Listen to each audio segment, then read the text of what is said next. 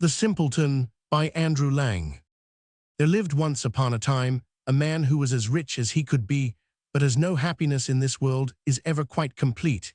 He had an only son who was such a simpleton that he could barely add two and two together. At last his father determined to put up with his stupidity no longer, and giving him a purse full of gold, he sent him off to seek his fortune in foreign lands, mindful of the adage, "How much a fool that's sent to Rome excels a fool that stays at home."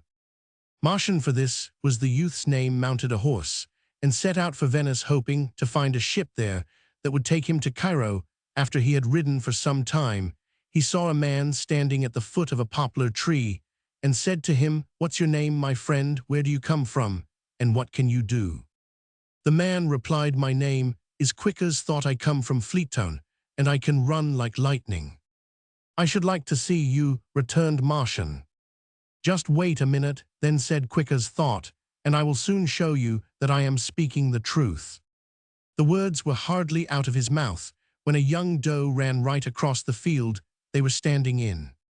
Quick as Thought let her run on a short distance in order to give her a start, and then pursued her so quickly and so lightly that you could not have tracked his footsteps if the field had been strewn with flour. In a very few springs he had overtaken the doe, and had so impressed Martian with his fleetness of foot that he begged Quick as Thought to go with him, promising at the same time to reward him handsomely. Quick as Thought agreed to his proposal, and they continued on their journey together. They had hardly gone a mile when they met a young man, and Martian stopped and asked him, "What's your name, my friend? Where do you come from? And what can you do?" The man thus addressed answered promptly, "I am called Hersier. I come from Curiosity Valley, and if I lay my ear on the ground without moving from the spot, I can hear everything that goes on in the world, the plots and intrigues of court and cottage, and all the plans of mice and men." "If that's the case," replied Martian, "just tell me what's going on in my own home at present." The youth laid his ear to the ground and at once reported, "An old man is saying to his wife, 'Heaven be praised that we have got rid of Martian, for perhaps, when he has been out in the world a little, he may gain some common sense and return home less of a fool than when he set out.'" "Enough, enough," cried Martian, "you speak the truth, and I believe you. Come with us, and your fortune's made." The young man consented, and after they had gone about 10 miles, they met a third man, to whom Martian said, "What's your name, my brave fellow? Where were you born, and what can you do?"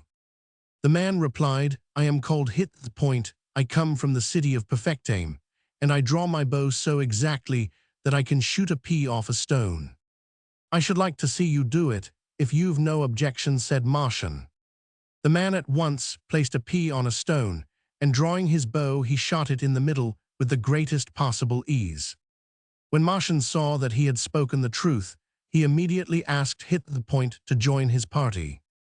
After they had all traveled together for some days, they came upon a number of people who were digging a trench in the blazing sun.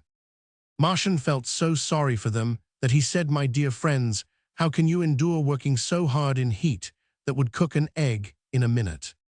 But one of the workmen answered, "We are as fresh as daisies, for we have a young man among us who blows on our backs like the west wind." "Let me see him," said Martian. The youth was called, and Martian asked him, "What's your name? Where do you come from? And what can you do?" He answered, "I am called Blast. I come from Windtown, and with my mouth I can make any winds you please.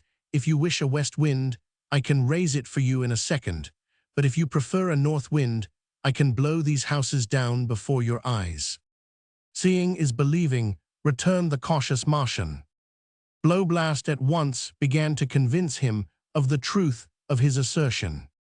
First he blew so softly that it seemed like the gentle breeze at evening, and then he turned round and raised such a mighty storm that he blew down a whole row of oak trees. When Martian saw this, he was delighted and begged Blast to join his company, and as they went on their way, they met another man whom Martian addressed as usual, "What's your name? Where do you come from? And what can you do?" "I am called Strongback. I come from Powerborough, and I possess such strength that I can take a mountain on my back, and it seems a feather to me."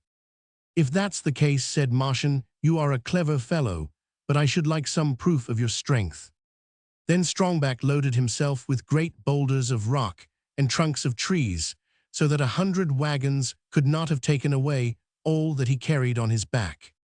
When Martian saw this, he prevailed on Strongback to join his troop, and they all continued their journey till they came to a country called Flower Vale. Here there reigned a king, whose only daughter ran as quickly as the wind, and so lightly that she could run over a field of young oats without bending a single blade. The king had given out a proclamation that anyone who could beat the princess in a race should have her for a wife, but that all who failed in the competition should lose their head. As soon as Martian heard of the royal proclamation, he hastened to the king and challenged the princess to race with him, but on the morning appointed for the trial he sent word to the king that he was not feeling well, and that as he could not run himself, he would supply someone to take his place. "It's just the same to me," said Cannetella, the princess. "Let anyone come forward that likes. I am quite prepared to meet him." At the time appointed for the race, the whole place was crowded with people anxious to see the contest and punctual to the moment quick as thought, and Cannetella, dressed in a short skirt and very lightly shod, appeared at the starting point. Then a silver trumpet sounded, and the two rivals started on their race, looking for all the world like a greyhound chasing a hare. But Quick as Thought, true to his name, outran the princess, and when the goal was reached, the people all clapped their hands and shouted, "Long live the stranger." Cannetella was much depressed by her defeat, but as the race had to be run a second time, she determined she would not be beaten again. Accordingly, she went home and sent Quick as Thought a magic ring, which prevented the person who wore it not only from running, but even from walking, and begged that he would wear it for her sake. Early next morning, the crowd assembled on the racecourse, and Cannetella and Quick as Thought began their trial afresh. The princess ran as quickly as ever, but poor Quick as Thought was like an overloaded donkey and could not go a step. Then hit the point, who had heard all about the princess' deception from Hersier, when he saw the danger his friend was in, seized his bow and arrow and shot the stone out of the ring Quick as Thought was wearing. In a moment, the youth's legs became free again, and in 5 bounds he had overtaken Cannetella and won the race.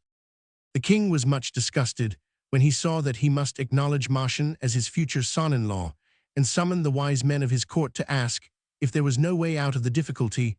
The council at once decided that Cannetella was far too dainty a morsel for the mouth of such a traveling tinker, and advised the king to offer Martian a present of gold, which no doubt a beggar like him would prefer to all the wives in the world.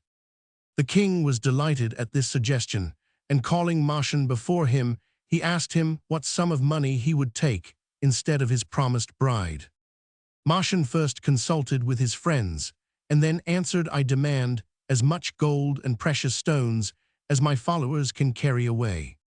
The king thought he was being let off very easily, and produced coffers of gold, sacks of silver, and chests of precious stones, but the more Strongback was loaded with the treasure, the straighter he stood. At last the treasury was quite exhausted, and the king had to send his courtiers to his subjects to collect all the gold and silver they possessed, but nothing was of any avail, and Strongback only asked for more. When the king's counselors saw the unexpected result of their advice, they said it would be more than foolish to let some strolling thieves take so much treasure out of the country, and urged the king to send a troop of soldiers after them to recover the gold and precious stones. So the king sent a body of armed men on foot and horse to take back the treasure Strongback was carrying away with him. But Hersier, who had heard what the counselors had advised the king, told his companions, just as the dust of their pursuers was visible on the horizon. No sooner had Blowblast taken in their danger than he raised such a mighty wind that all the king's army was blown down like so many ninepins, and as they were quite unable to get up again, Martian and his companions proceeded on their way without further let or hindrance. As soon as they reached his home, Martian divided his spoil with his companions, at which they were much delighted. He himself stayed with his father, who was obliged at last to acknowledge that his son was not quite such a fool as he looked. From the Italian Cletk.